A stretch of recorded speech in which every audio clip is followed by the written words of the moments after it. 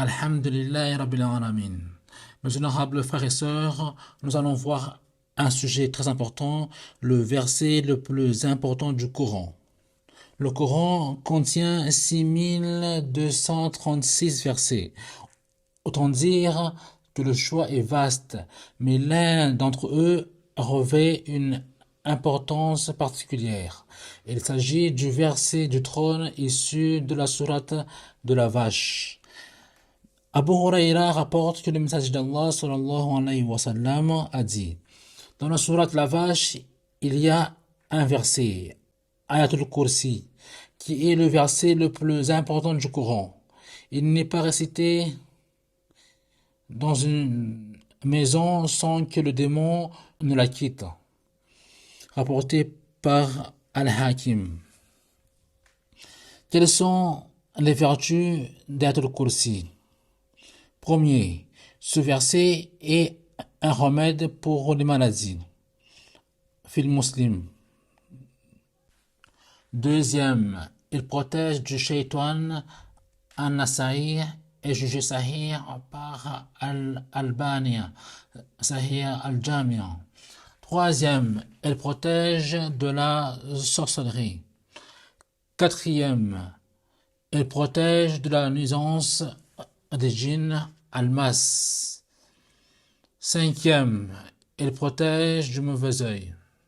Sixième, celui qui récite Ayatul Kursi après chaque salat obligatoire entrera dans le paradis dès qu'il mourra.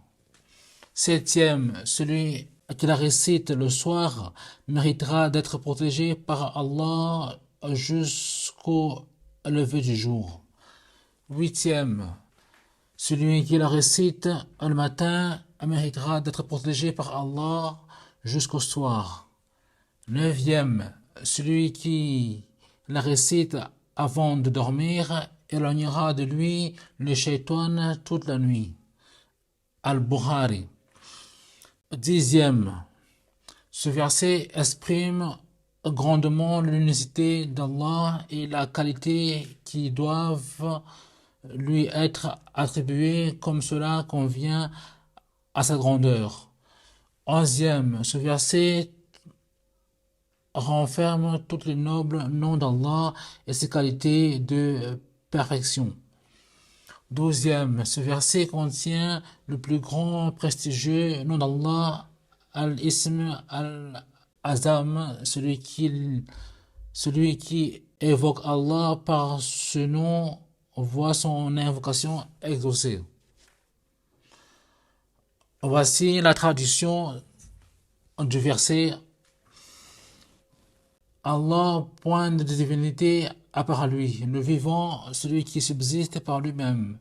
Ni somnolence ni sommeil ne le saisit. À lui appartient tout ce qui est dans les cieux et sur la terre. Qui peut intercéder auprès de lui sans sa permission?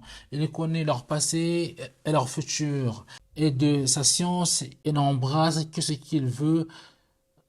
Son trône Kursi déborde les cieux et la terre, dont la garde ne lui coûte aucune peine. Et il est le très haut, le très grand, Sourate 2, verset 255. Ce verset n'est pas seulement à méditer, mais aussi à apprendre par cœur, vu les énormes trésors qu'il comporte. Hadith démontrant le mérite d'Ayatul Kursi. Ubay ibn Ka'ab rapporte: le prophète m'a demandé quel est le plus grand verset du livre d'Allah. J'ai répondu: Allah et son messager le savent mieux que quiconque. Il a répété sa question à plusieurs reprises. J'ai fini par répondre: c'est le verset du trône. Il m'a répondu: alors félicitations pour ta science, ô Abu al-Mundir, Ahmad et d'autres. Le prophète a dit: celui qui récite le verset du trône à la fin de chaque prière prescrit, rien ne l'empêche d'entrer au paradis sauf la mort. Nasa'i. Dans un autre hadith rapporté par Al-Hakim, le prophète Mohammed sallallahu alayhi wa sallam a dit: il y a dans le Coran un important verset figurant dans la sourate Al-Baqarah.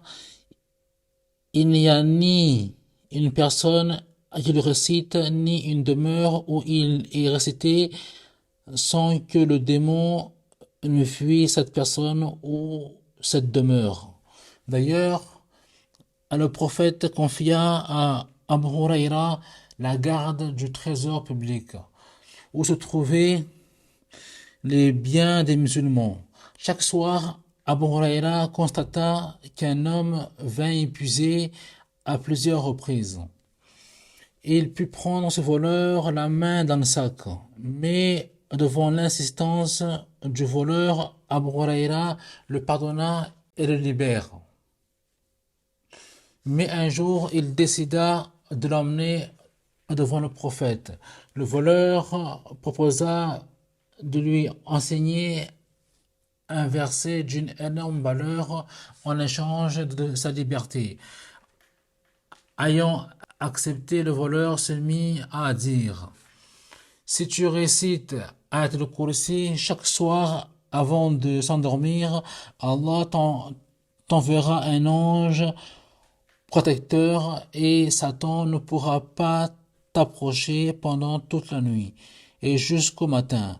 Le prophète eut vent de cela et dit: il t'a dit la vérité, bien qu'il soit un menteur invétéré.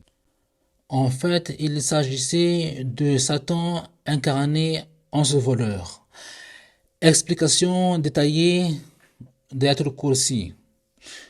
Ce verset sublime, Allah se présente par ses noms et attributs. Ce verset commence donc par Allah. Ce beau nom qu'on mentionne quand on cherche assistance, préservation et facilitation en toutes choses. C'est pour cela que nous disons, quand on veut entreprendre quoi que ce soit, au nom d'Allah, Bismillah.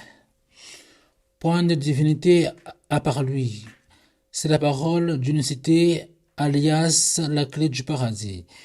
On reconnaît ainsi que personne ne mérite d'être adoré en dehors du Seigneur, créateur des cieux et de la terre. Parmi les beaux noms d'Allah, il y en a également le vivant, celui qui subsiste par lui-même. Certes, Allah ne meurt pas, et c'est lui qui donne la vie, il est Al-Qayyum, donc il n'a besoin de personne, mais ce sont les gens qui ont besoin de lui. Alors que les gens dorment, Allah ni somnolence ni sommeil ne les saisit. Alors que les gens montrent insouciants, Allah, lui, il ne l'est pas. Aussi, Allah n'oublie pas. Ne t'inquiète pas, Allah surveille d'une surveillance complète et d'une vigilance complète et parfaite. À lui appartient tout ce qui est dans les cieux et sous la terre. Tout ce qui est dans les cieux et dans la terre lui appartient. Qui peut intercéder auprès de lui sans sa permission? Même au jour de la résurrection, le prophète Mohammed sallallahu alayhi wa sallam ne pourrait intercéder auprès de lui qu'avec sa permission. Il s'agit là de la grande intercession, source d'apaisement et de sérénité pour l'ensemble de l'humanité. Il connaît leur passé et leur futur. Il connaît ce qui est derrière et devant ses serviteurs et toutes ses créatures, rien ne lui échappe. Et de sa science, il n'embrasse que ce qu'il veut. Il permet à qui il veut d'avoir connaissance et bonne compréhension de son essence et d'acquérir une science quelconque. C'est lui qui l'accorde à qui il veut comme il veut. Son trône Kursi déborde les cieux et la terre. Son repose-pied même déborde les cieux et la terre. Sachant que le repose-pied par rapport au trône est bien et comme un anneau de faire. Comme l'a dit le prophète, jeté dans un désert, le trône d'Allah se trouve au-dessus des cieux. D'ailleurs, entre le premier ciel et le deuxième ciel, et ainsi de suite, il y a une distance de 500 ans de marche, dont la garde ne lui coûte aucune peine, et il est le très haut, le très grand.